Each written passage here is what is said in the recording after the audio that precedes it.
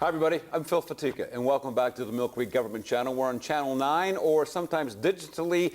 You just go up the dial and you'll find us at 97.2. So nice to see you. Let me introduce you to a woman needs no introduction. I know that's sometimes not a trite phrase, but in this case she is everywhere. And this is Karen Sedgey. Karen is the executive director of the Second Harvest Food Bank of Northwestern Pennsylvania. I must shake your hand. Oh, We've been together before doing this. Thank you for coming back. Well, thank you for having me back. We were there at the place when you were just growing. Yes. Karen, you might notice some props here on the set. Karen has brought some interesting information with her today, not only regarding what your job is, but what your job is becoming with this. So this is all kinds of foods. It's canned, it's boxed, it's Chex, it's chewy. It is Chef Boyardee. What is all this? This is an example of what a student would receive in a weekend backpack program. A weekend? Yes. Okay. Elaborate. Yes. You know, the Second Harvest Food Bank does a lot of things. We distribute food. We're focused on making sure that people have enough to eat. But one of our main concerns is childhood hunger. And so what we have done in the last couple of years is developed a backpack program. We partner with many schools in our service area. We have an 11-county service area. So we're just not in Erie County. We're all the way as far as Clearfield. But we start with Erie County, and every school in the Erie School District is on board with this program, including the Sarah Reed Center, our Benjamin Wiley Charter School in Erie Rise. And also outside of the city? We have some Millcreek schools. We have Grandview Elementary is currently on this program. We really want to bring on Tracy Elementary School. Okay, and what about, like, say, extending down into Corey or out into Springfield or Albion, Girard, Harbor Creek, Northeast? We have also this program in the Fort LaBeouf School District. Okay. We are not everywhere yet, and that is what we want to do. You want to be that way. We're in the Warren School District. We're in Venango County with this. How do they get into the backpack program? Do they have to contact you? Is there a process through the school board administrators? All of the above. Okay. But first of all, how can they contact you? What's your mailing address, phone number? What do you answer to? Well, they would contact either myself or Cindy Plymeiler. She is our coordinator for this program. Phone number. And the phone number at the food bank is 459-3663. 3663. Got a website? We do. It's eriefoodbank.org. Okay. eriefoodbank.org. All Real one easy. word. Information either by calling, dialing, or we're going online. Is that correct? Yes. For this? Okay. Yes. So elaborate some more now. You got all of this. Is this an idea that was germinated here in Erie, or somebody brought this to you and you said, we can do this? It's a program through our national network. Okay. We're a member of Feeding America, okay. And it's a trademark program through Feeding America. The only way that a school can be on board with the backpack program is by, establishing a partnership with the Second Harvest Food Bank. With you, okay. And what we want to do with this program is, we're looking for longevity with this program. We're looking for funding for the program. Typically, not all of these items are donated to us. We do supplement our backpacks with donated items, but more times than none, we've got to go out and purchase items. But we are a large facility, so we do have some purchasing power because we've got a 60,000 square foot warehouse. And everything you see there in front of you, the backpacks contain 2 breakfast items, 2 lunch items, 2 dinner items, and 2 snack items. And how often are these backpacked to people? How often do they get them, the kids? Well, that depends on what we have funding for. Okay. Right now, it's different in different areas, and through the Erie School District, it's every week. Every week. In Grandview, at Grandview. Pick them up at the school. Well, all right, let's back up a little bit. We have the food at the food bank. Our volunteers come, they pack the bags. Okay.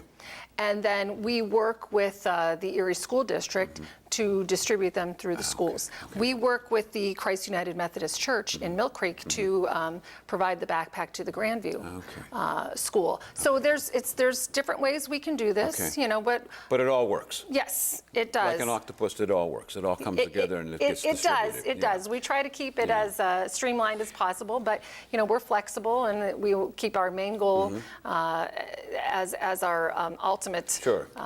So let's take a product look there. at a childhood favorite, especially my grandchildren, is macaroni and cheese. Who would donate this? Where do you get this from? Or, and the other part of that is, you have to purchase it. Where does the money come to purchase it? So Well, first of all, who donates this? And then secondly, we're over there. Secondly, who purchases it? Where does the money come from? We use our donated product as much as we can. We receive donations throughout the entire food industry. We receive donations through Feeding America, which is our national network. Right. We're one of about 210 food banks that belong to Feeding America. And so they've got relationships with big manufacturers like Procter & Gamble, Keebler, Nabisco, Kraft Foods. Whenever they have a donation that's available, they make one phone call to Feeding America, and then all of the food banks across the nation have a chance to bid on those products to bring them in. Okay. So if we can get that donated through our national network, great, because then we don't have to go out and purchase it. Yeah. And so when we do purchase items, we will purchase them in mass quantities, and that's how we're able to keep our costs low. A backpack typically costs about $4, $4.05 is what it's running right now. So what we've done is we've sought out sponsors for backpacks. We've received grants. Okay. The Highmark Corporation, our Highmark Insurance, has been a fantastic supporter of the backpack program, as well as Walmart Foundation, Ronald McDonald House Charities. A lot of big names. They have helped us really start these programs. And then we have different churches that sponsor backpacks. For example, I had mentioned the Christ United Methodist Church in Millcreek. They sponsor Grandview Elementary. It would be fantastic if we could get other churches that would call us up and We're say, on that camera right there. Make your pitch. well, that's really how we would make it work, is to get either businesses or churches that would want to sponsor children, especially in the Millcreek area. I'd mentioned Tracy Elementary. Just call you or go online and say, And hey, contact Cindy. Karen, we're into this. Yeah. Okay. Yeah, we you know, give us a call and let us know we want to sponsor. What we're looking for in Tracy Elementary School, which is a school that really has a lot of children who are receiving free and reduced lunch. 54% of the children in Tracy Elementary School would qualify for this program. If we could get 30% of those children on board with this program, it would cost about $13,000 a year for us to start a program in Tracy Elementary School, and that's what we would really like to accomplish this year. So the number is 459-3663. I'll repeat that, 459-3663. And tell them you want to get involved in the backpack, and they want to speak to you. Go right to the boss. Right? Yes, either Karen will answer the phone. Absolutely. Oh, definitely. Let me, you touched on this. Volunteers make up a huge portion of this, and a lot of people out there watching who say, geez, I'd love to do that. It's something I've always wanted to do, is to help those people that just are below that line, and I can do this. How do they do that? And what do you need them for? You know what? You must be mental telepathy with me there, because that's we've done this before. that's exactly what I was thinking. What a really meaningful partnership is with a business where they want to sponsor some children and they have their employees. It's a great team building exercise. They would have to come into the food bank, visit our facility, which is a lot of fun. By the way, where is it?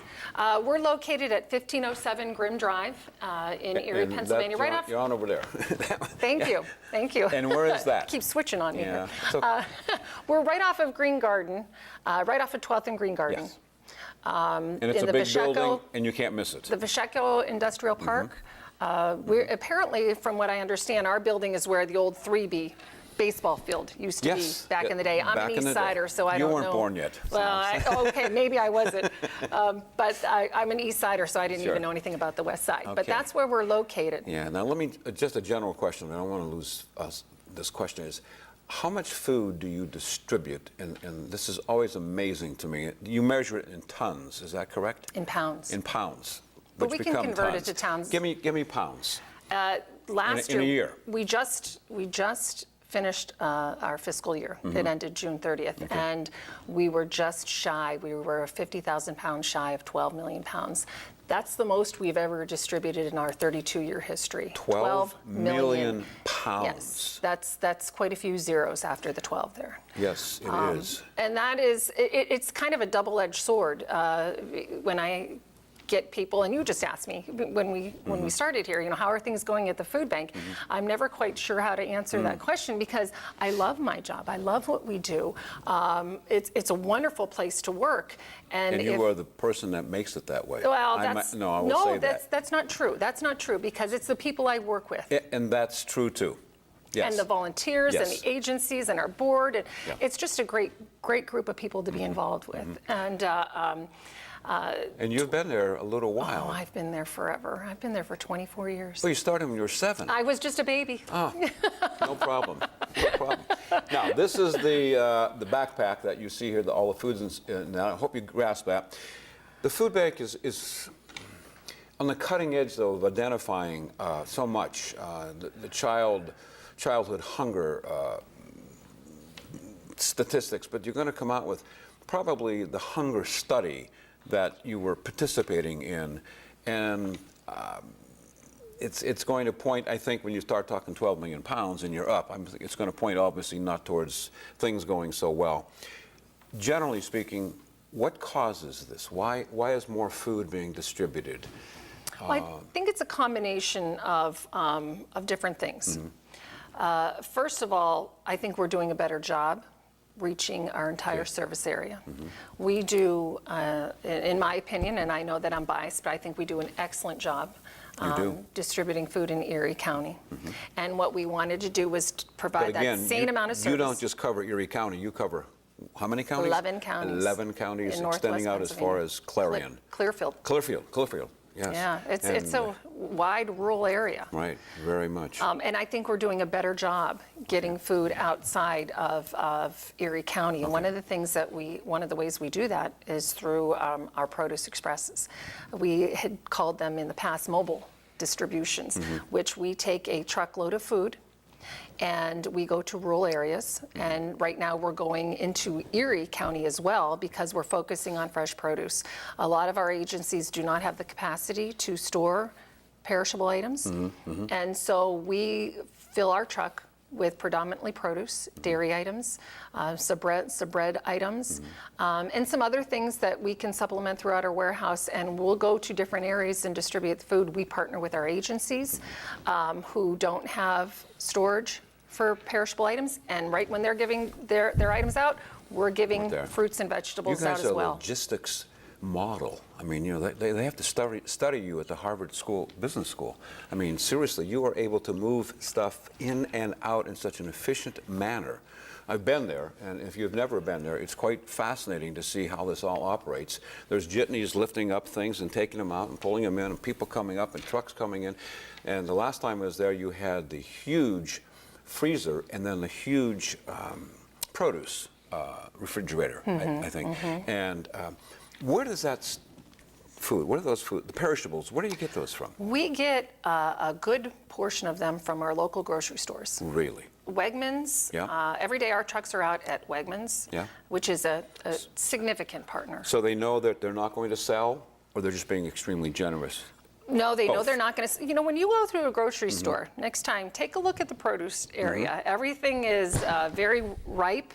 It's nicely polished. There's no blemishes on the bananas or any of the produce, and there's a reason that it looks that way. Is they have a staff person who goes through every day and does that and pulls out the items that are less than perfect. Good. It doesn't mean that they're not edible. They're still nutritious. They're still quality items. They just are not something that they're going to sell. And our truck drivers are out at Tops and at Giant Eagles and at Wegmans and Sam's and Walmart out every day picking up items, bringing them back to the food bank. And those are the items that we're distributing. And produce is tricky because you got to move it pretty fast. But those are predominantly the items. And then we're purchasing produce. Right, I put my hand in your shot. But you look on here, they'll say, eat before 2087 or something like that. Good until, this one is September of 14, so not far down the road. But you've mentioned something to me, too, that some of this is use by date, and then again, then you have the, well, Oh, there's, food it's semantics, I think, here. and I Go ahead. am neurotic about food safety. Just ask my husband. Well, you should be. Yeah, you should be. But our philosophy at Second Harvest is that if in doubt, throw it out. And if there isn't anything that I wouldn't eat myself or ask my children to eat, we're not going to ask anybody else to eat that. And the way the food industry works, I don't know if a company just pulls a date out of the air and says, by this time we're not going to sell it. Sometimes it's a quality issue where, for example, Welch's, which is a great donor to the food bank, after a certain amount of time, the grape juice changes color slightly.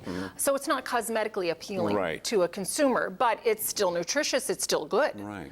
And sometimes with the peanut butter, the oil will separate. Yeah. The goober, we still have a great selection, which I'm so grateful that they make mistakes on producing a goober every week.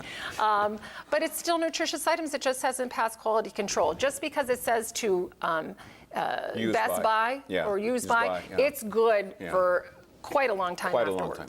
Now, this is a can of tuna, and obviously, I don't think the child is necessarily going to go, oh, yippee, I've got a can of tuna in my backpack. But I think they might do something with the peanut butter crackers.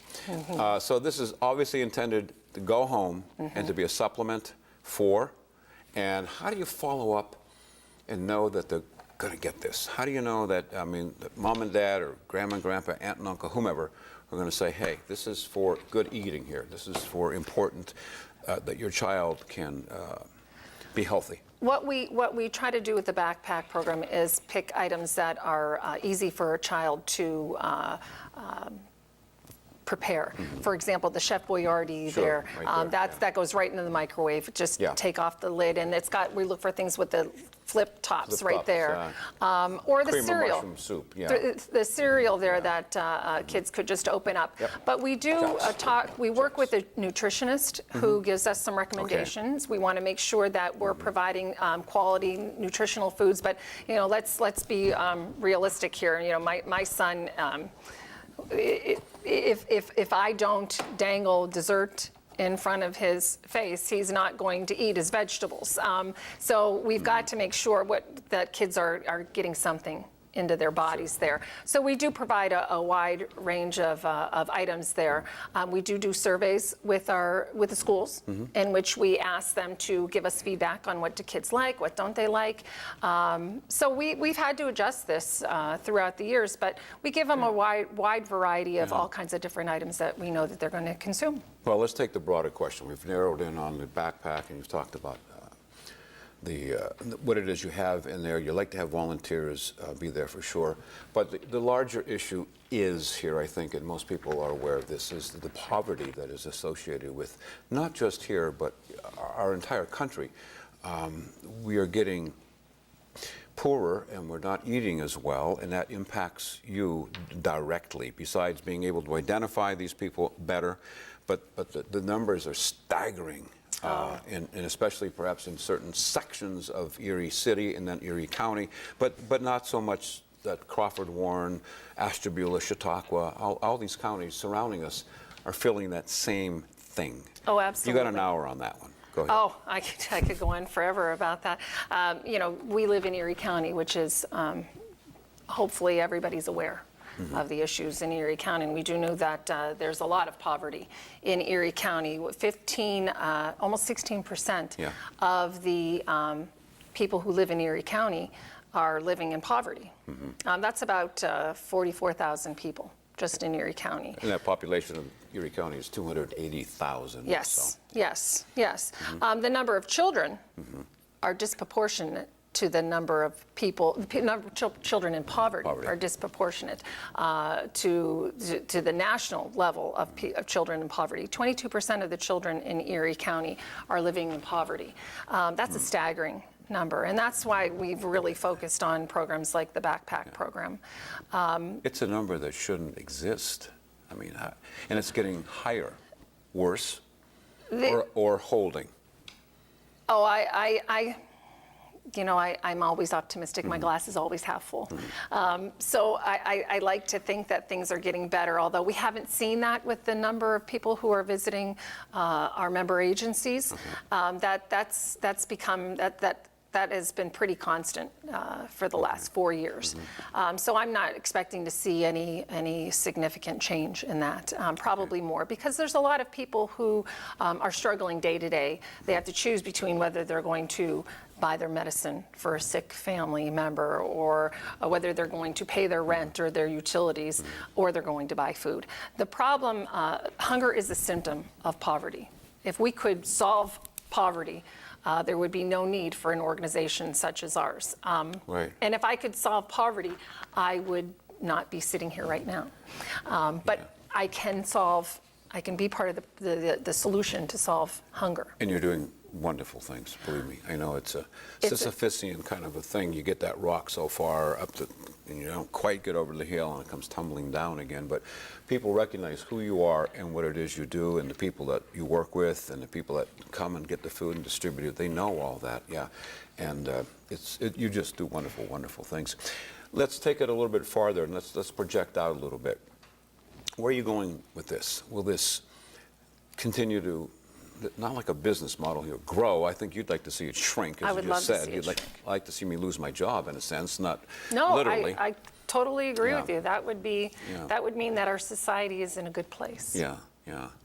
But in your travels, we are no better or we're no worse than other communities. I mean, I'm talking Los Angeles, I'm talking Boston, Miami, Alaska. Let's see, take this table as where the world, the United States, and where are we? Are we okay? I mean, everybody's about the same boat as we are in some pockets. We're not unique. You're not unique. In our situation here. There's always been there's always been poverty. And there will always be people who will need some assistance. Some people are just unemployable.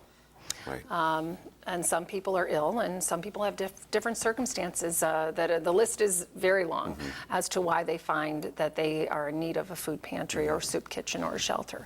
But by working together, businesses, churches, government officials, nonprofit organizations, not just Second Harvest Food Bank, but all of our member agencies, and we have over 400 partner agencies that work with us, that get food from us every week, every year. Yeah. By working together, we can solve the issues of hunger.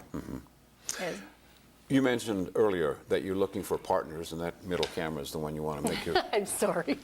Appeal to. The phone number, the web address, and you'll come to their house and sign them up, or their place of business. We will take Here I am. pledges. Number again. What's the phone number? Our number is 459-3663. And the website? And our website is eriefoodbank, all one word, .org. Okay. Now, let me use me as an example. We've got about 5 minutes left. It always goes like that. It does. It does. I need to apply for what you're doing. I've had a run of bad luck. Paychecks have stopped. I've never been in this position before. I have children to feed. I have a wife. How did this happen to me?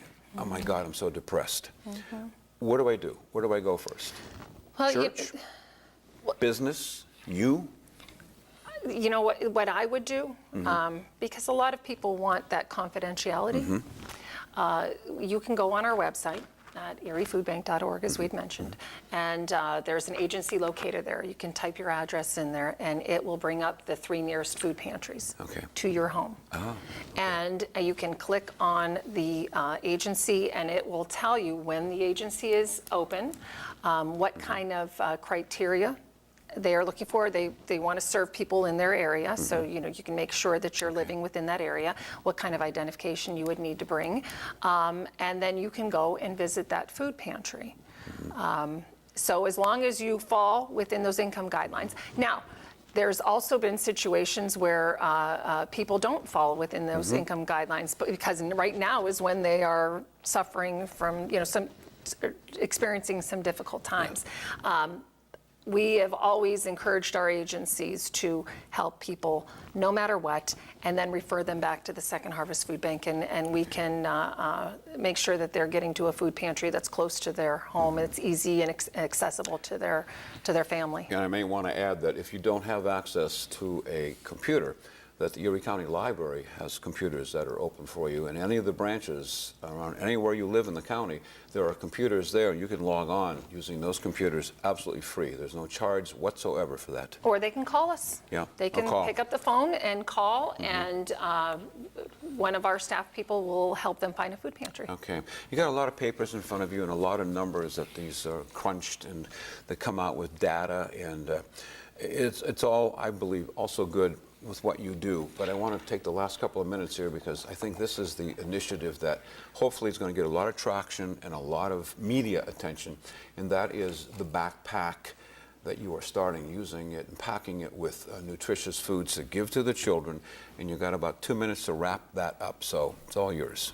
Well, you know, as we had mentioned, one of our goals this year is Tracy Elementary School in the Millcreek School District. That's an area that we've identified that the officials there have contacted us. There's an interest there. They want to get the backpack program 54% of the students are eligible for free or reduced lunch, and that's the criteria that we use for this program, because a lot of times kids are getting fed through the school year with their lunch and breakfast program at school, but what do they do on the weekends? Right. And this is where the help comes in.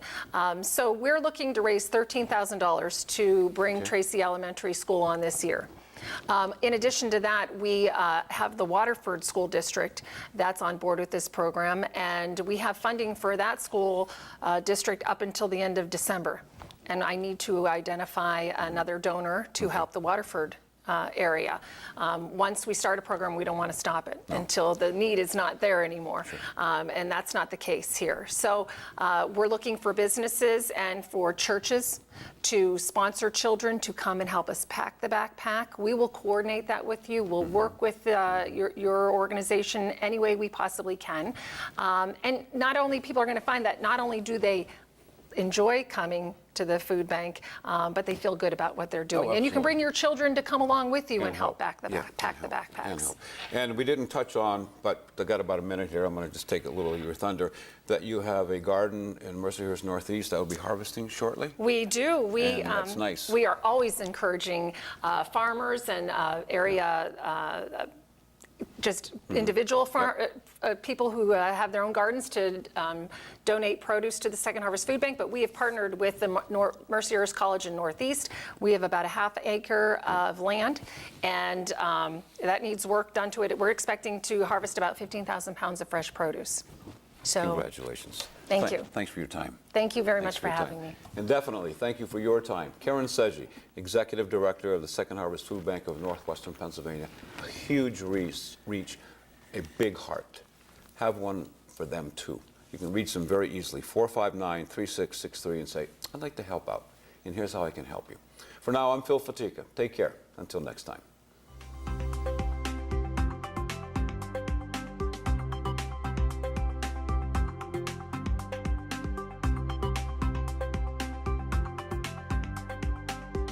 You're watching the Millcreek Government Channel, powered by WQLN Public Media.